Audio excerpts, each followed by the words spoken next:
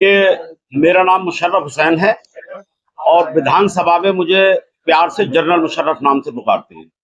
General Musharraf साहब, 5 फरवरी को voting होने जा रही है और आज 31 जनवरी की डेट है और जिस तरीके का घमासान इस विधानसभा में ही नहीं, मैं कहूँगा कि दिल्ली के अंदर बहुत ही पेचीदा होता जा रहा है चुनाव, किस नजरिए से देखते हैं आप?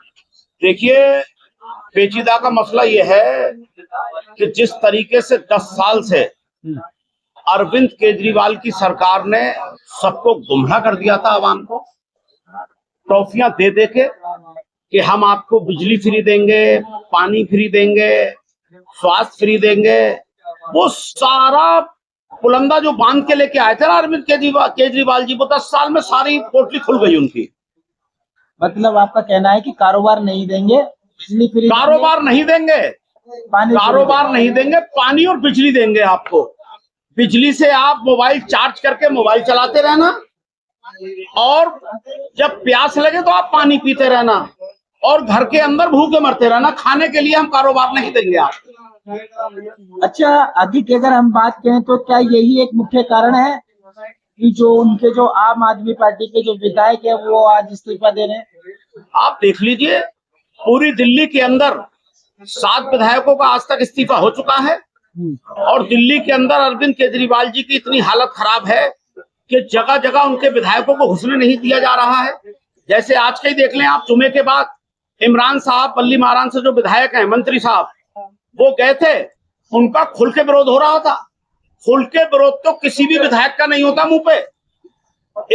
इमरान साहब ने जाके माइक छीना है और सबसे माफिया तलाबियां कर रहे हैं, माफिया तलाबियां कर रहे हैं सबसे, और फिर भी उनके आवाम सामने उनके नारे लगा रही है, आम आदमी पार्टी मुर्दाबाद, इमरान भाई मुर्दाबाद, हम आम आदमी पार्टी को वोट नहीं देंगे। आपने कुछ काम नहीं किए। 5 साल के अंदर तानाशाही चलती रही और आप आवाम बेवकूफ बनती रही दिल्ली सर, मैं आपको बताना चाहूंगा कि वो विधायक के साथ साथ कैबिनेट मिनिस्टर भी रहे हैं जी। अब आप ये देखिए ना, एक होता है विधायक और एक होता है पोस्ट पे बैठे हुआ मंत्री। मंत्री होते हुए उन्होंने काम नहीं किए विधानसभा के अंदर, तो बताइए उनका विरोध हो रहा है। जो आम लोग, जो विधायक थे, खाली बेचारे खाली विधायक थे, तो उन लोगों का क्या आलम हुआ होगा, क्योंकि आम आदमी पार्टी के तानाशाह अरविंद केजरीवाल जी ने उनको फंड देने का ही काम नहीं किया। बात हमारी विधानसभा से ले लीजिए, भाई अब्दुल रहमान साहब, हमारे एमएलए, विधानसभा के अंदर बार बार ये गांधी हरिजन स्कूल है, गांधी हरिजन स्कूल के लिए बार बार विधानसभा के अंदर अपनी आवाज उठाते रहे, पैसा मांगते रहे। वहां से आवाज यही आई कि पैसा नहीं है, पैसा नहीं है, पैसा नहीं है। लोगों को आरोप है कि विधायक जी ने काम नहीं कराया विधानसभा में। भैया एक बात बताइए, आप काम नहीं कराया, मैं अपने घर से निकल जाऊं, मैं अपने घर से निकल जाऊं बच्चों से कहकर के मैं काम पे जा रहा हूं और मैं पार्क में बैठ के फिर शाम को घर पे आ जाऊं, तो बच्चे तो इंतजार कर रहे हैं रोटी का। अब विधायक जी यहाँ से पहुंचे विधानसभा, उन्होंने कहा मैं अपनी बात रखूंगा, वहां पर मेरा बिल पास होगा, मुझे बजट मिलेगा, मैं आके काम कराऊंगा। वहां पर सुनने का कोई काम ही नहीं है। वहां पर जो भी बुनियाद रखी, सीवरों की रखी कि मेरे इलाके के अंदर सीवर 18-18 इंची के पड़े थे, मगर अब मैं जब खुदाई करवा रहा हूं उनकी तो वो 9-9 इंची के निकल रहे हैं। कि जिस जगह पर पानी का भराव ज्यादा है वहां पर ज्यादा चाहिए सीवर की मोटी पाइपलाइन, तो वहां से पैसा ही नहीं मिला। अरविंद केजरीवाल जी ने कोई भी भाई अब्दुल रहमान साहब का बिल ही पास नहीं किया, फंड ही नहीं दिया। इलाके में काम करते कैसे? आम आदमी के जो प्रत्याशी हैं उनका आरोप है कि जो फंड उन्हें मिला वही फंड नहीं यूज कर पाए, वो अपना रिटर्न किया है। जितना फंड, ये वो गलत कह रहे हैं। हाँ। ये वो गलत कह रहे हैं। ये काम वो किया करते थे 21 साल पहले, जब विधानसभा के लिए फंड लाने का काम करते थे, तो उनके पिताजी विधायक हुआ करते थे, हमारे बड़े भाई मतीन साहब। तो वो कहते थे मेरी विधानसभा को कोई जरूरत नहीं है, मेरी विधानसभा में कोई काम नहीं है। ये मैं नहीं कह रहा हूं, ये पूरी सीलमपुर की जनता से आप अपने चैनल के माध्यम से मालूम कीजिए, सारी जनता इस बात को बताएगी। यहाँ तक कि उन्होंने अपनी एक सभा में ये भी तक कहा कि कोई जन आधार नहीं है जिस पार्टी को लेकर वो चल रहे हैं और जिस पार्टी के बैनर तले वो चुनाव लड़ रहे हैं, एक तरीके का कहेंगे कि मरा हुआ सांप गले में डालकर चल रहे हैं। इस तरीके के आरोप लगा रहे हैं लोग। क्या कहेंगे उन लोगों को हमारे चैनल के माध्यम से? देखिए मैं आपको देखिए एक मरा हुआ सांप जो है, उन्होंने 35 साल से इस मरे हुए सांप को गले में डाल रखा था, जिसकी वजह से उनकी दुकान खुली हुई थी। आज उस पार्टी को मरा हुआ सांप बता रहे हैं वो। कल तक वो उसी में हुआ करते, कल तक वो उसी में, 1 महीना पहले तक उसी पार्टी में हुआ करते थे और कहा करते थे हमारी माँ भी यही है, हमारा बाप भी यही है, हमारी बहन भी यही है, हमारा भैया भी यही है। ये बात गलत है। किसी के लिए इस तरह के अल्फाज नहीं बोलना चाहिए। ये हिंदुस्तान के दूसरे नंबर की पार्टी है, ये तो आप लोग सभी जानते हैं, मेरे बताने से आपको नहीं मालूम पड़ेगा। हिंदुस्तान के दूसरे नंबर की पार्टी को अगर मरा हुआ सांप बताने लगे तो आप तो खुद ही समझ सकते हैं वो क्या कहना चाहते हैं। तो क्या कहेंगे इस चीज को, क्या कहेंगे कि जिस तरीके से एक मंच लगा हुआ है, मंच पर पे कुछ विवादित बयान भी दिए जा रहे हैं, अवैध भाषा का भी प्रयोग किया जा रहा है। अभी एक इंटरव्यू था, उसको हमारे चैनल के द्वारा दिखाया गया। एक सभा के अंदर तो उन्होंने अपनी सारी मर्यादा को ही लांघ दिया।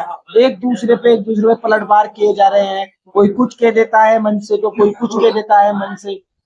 देखिए ये जो इस तरह कितना आप कवरेज कर रहे हैं हमारे भी सारे प्रोग्रामों को, और आप उनके भी प्रोग्रामों को कवरेज कर रहे होंगे अपने चैनल से। मैं आपको बताना चाहता हूं कि हमारे मंच के ऊपर से, भाई अब्दुल रहमान के मंच से एक भी पख्ता बदतमीजी का अल्फाज बोल नहीं सकता।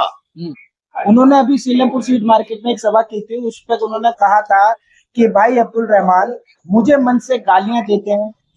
देखिए गालियां देते हैं तो दिखाइए मुझे एक भी क्लिप। ये उनका कहना, मेरा नहीं। हाँ उनका कहना, एक भी क्लिप आप दिखाइए। भाई अब्दुल रहमान साहब जैसा भोला आदमी इस विधानसभा को मिल नहीं सकता।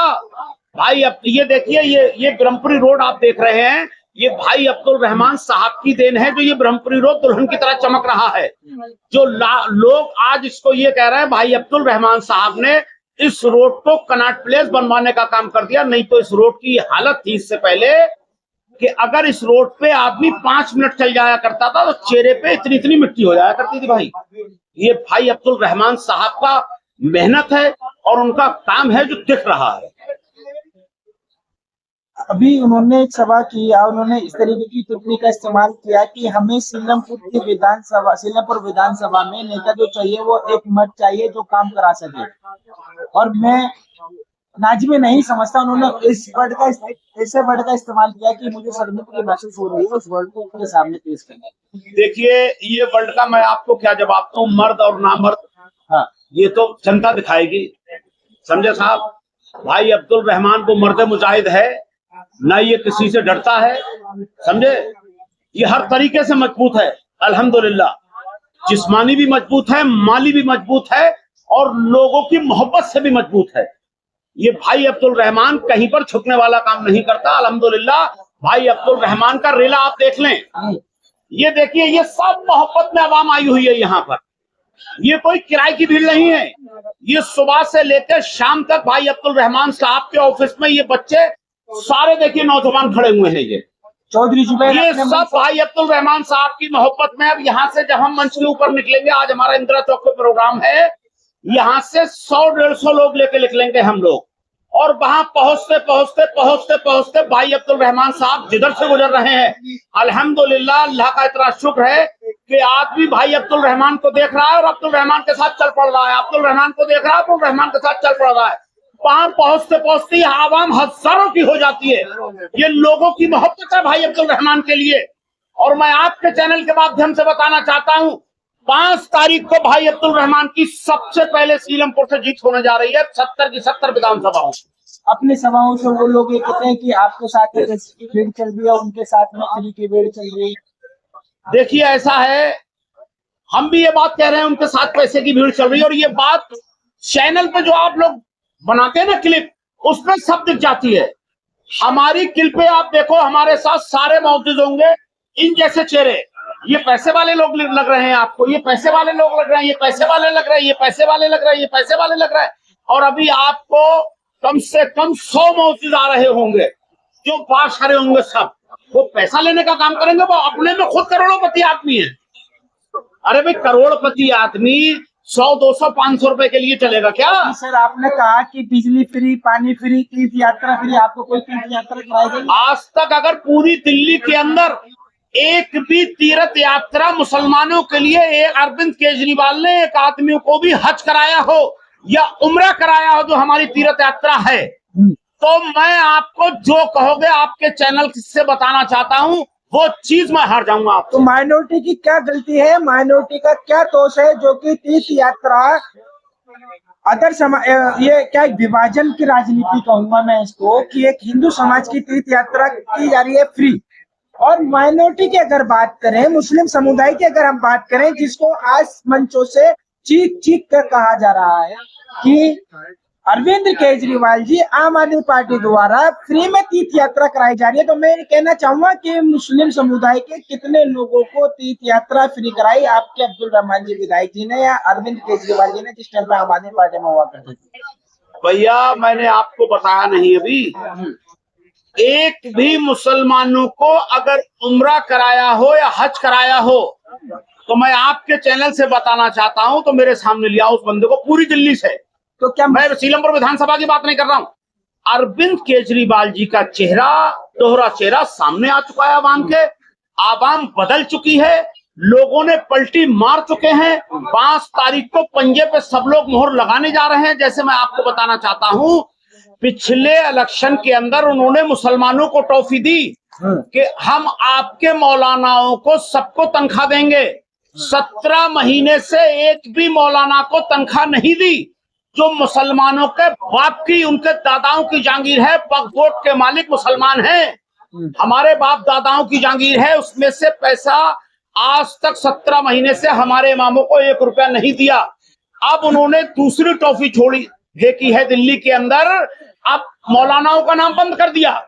अब उन्होंने क्या, जो मंदिरों में हमारे पंडित भाई बैठते हैं, अब उनको हम तनख्वाह देने का काम करेंगे। जब मौलानाओं के बाप दादाओं का माल, वक्फ का माल आप नहीं उनको बांट सकते, तो आप अपनी जेब से हमारे पंडित भाइयों को कहां से पैसा दोगे? ये सब टॉफी है भैया। जैसे 3 साल पहले पंजाब के अंदर सरकार बनी आम आदमी पार्टी की, वहां इन्होंने ऐलान किया था कि मैं 1,000 रुपए हर महिला को दूंगा, 1,000 रुपए हर महिला को दूंगा। दिल्ली के अंदर अब ये वही टॉफी लेकर आए हैं कि हम हर महिला को 2100 रुपए देंगे। जब पंजाब के अंदर एक महिला को 1,000 रुपए ये 3 साल में नहीं दे पाए, तो मैं आपके चैनल के माध्यम से मालूम करना चाहता हूं, दिल्ली की आवाम को ये 2100 रुपए हर महिला को कहां से देंगे? ये टॉफी है, ये झूठा वादा, ये कुछ नहीं देंगे। कांग्रेस ने और बीजेपी ने भी वादा किया है कि हम 2500, कांग्रेस ने कहा हम 2500 देंगे। कांग्रेस ने 2500 रुपए का वादा किया है। कांग्रेस झारखंड में 4 जगह कांग्रेस की सरकार चल रही है, चारों जगह पर कांग्रेस अपने पास से हर महिला को पैसे दे रही है। नहीं तो यूट्यूब का जमाना है, अब सोशल मीडिया का जमाना है। अगर झूठ हो तो आपका हाथ और मेरा गाल, आपका हाथ और मेरा गिरेबान पकड़ लीजिएगा। कांग्रेस सरकार हर जगह दे रही है पैसे, और इंशाअल्लाह ताला दिल्ली के अंदर अगर आई तो हर महिला को 2500 रुपए देने का काम करेगी कांग्रेस। अच्छा जनरल साहब, मेरा आपसे एक और छोटा सा सवाल है। जिस टाइम पे हम अगर बात करें, अगर कानून व्यवस्था की बात करते हैं या किसी चीज की हम बात करते हैं, उसके अंदर अरविंद केजरीवाल जी का कहना है कि दिल्ली पुलिस मेरे अधीन काम नहीं कर रही है। अगर पुलिस अगर हमारे हाथ में आ जाए, हमारे अंडर में आ जाए, तो मैं 1 घंटे में दिल्ली का लॉ एंड ऑर्डर संभाल कर रखूंगा।